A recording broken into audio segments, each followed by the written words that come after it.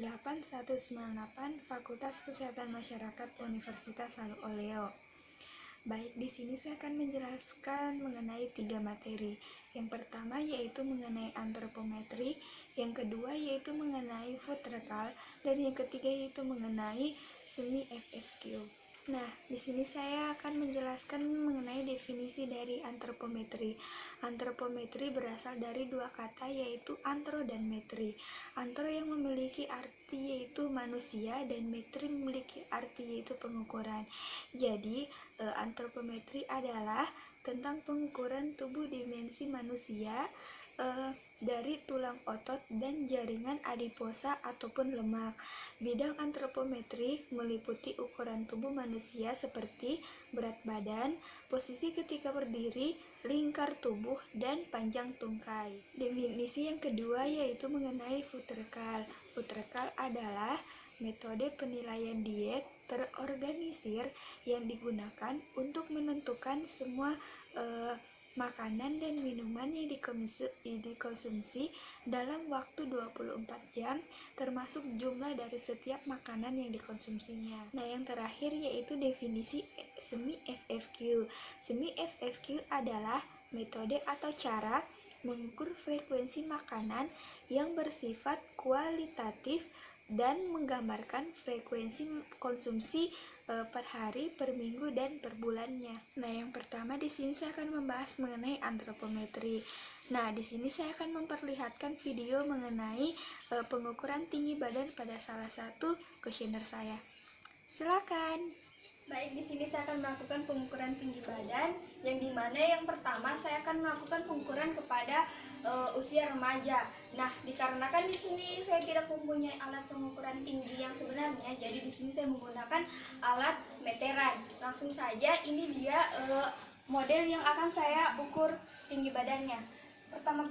Pertama-tama tubuh si adik ini harus menempel ke dinding. Nah, kita lihat juga kakinya, tumitnya, bahwa dia harus menempel ke dinding, tubuhnya juga, dan lututnya. Dan dia harus berdiri tegak. Oke, langsung saja kita akan melakukan pengukuran tingginya.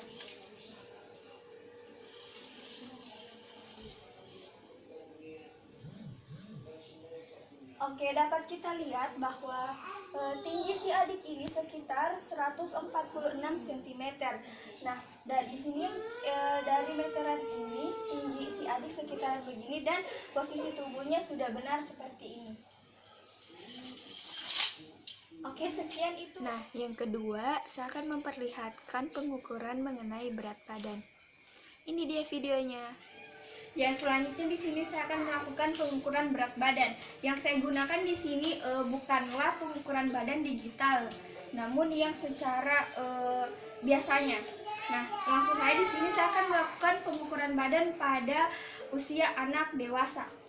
Ya, langsung saja. Ya, adik nggak ada alat HP atau apa yang dipegang? Nggak ada.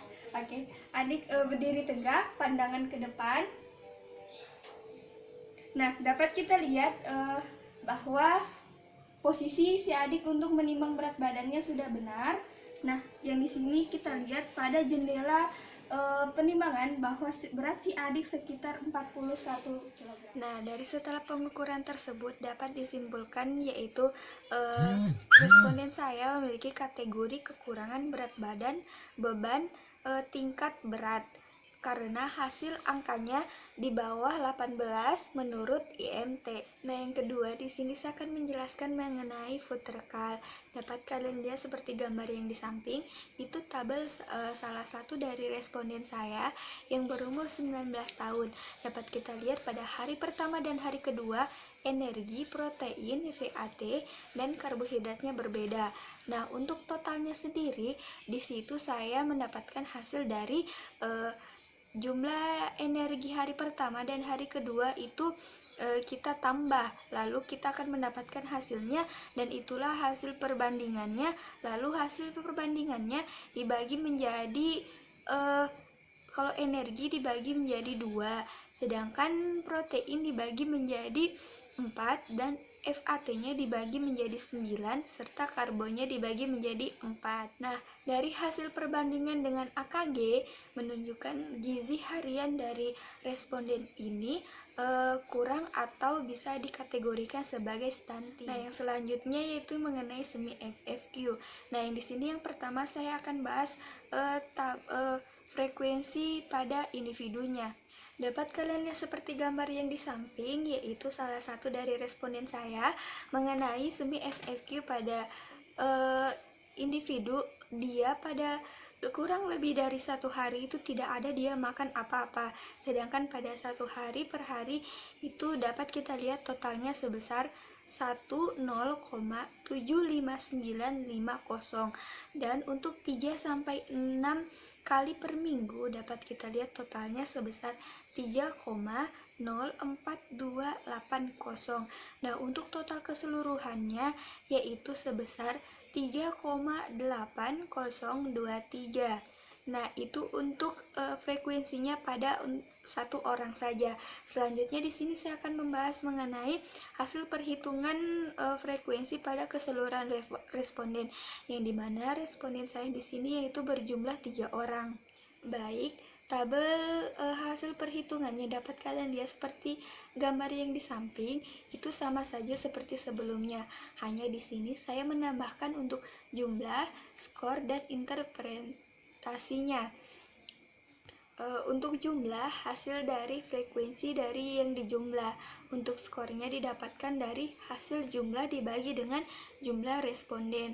Nah, untuk total yaitu didapatkan dari hasil penjumlahan dari nilai jumlah. Baik, dari hasil total tersebut kita bagi dengan jumlah responden, kemudian kita bagi dengan jumlah makanan. Nah, dari hasil tersebut dapat kita dapatkan interferensinya untuk menentukan hasil gizinya si responden tersebut apakah baik ataupun kurang. Sekian presentasi dari saya, mohon maaf bila ada salah-salah kata.